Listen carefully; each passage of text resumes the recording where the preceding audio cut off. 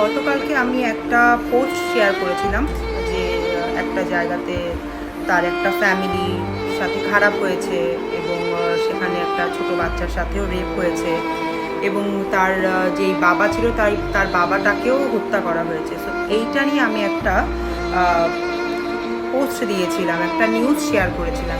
এইটার পর থেকে কী হয়েছে জানেন, ফেসবুক আমাকে একদিনের জন্য ব্যান করে দিয়েছে। সো লাইক অনেকজন আমাকে রিকোয়েস্টও করেন যে দিদি প্লিজ এই নিউজটা আপনার পেজে আপলোড করো। অ্যাকচুয়ালি এটাই একটা রিজন, মানে অনেক ইম্পর্ট্যান্ট একটা রিজন যে নিউজ আপলোড করাটাও একটা টাফ হয়ে যায়, স্পেশালি রেপ কেসের ক্ষেত্রে। আজশিয়ার যেই মৃত্যুর যেই কেসটা হলো সেই কেসটার সাথেও সেম এটাই হয়েছে, মানে যে পোস্ট করেছে তাদের পেজ বা তাদের আইডি ডাউন হয়ে গেছে ফেসবুক থেকে। আই ডোন্ট নো এটা কেন হচ্ছে, এটা আই থিঙ্ক সর্ট আউট হওয়া দরকার।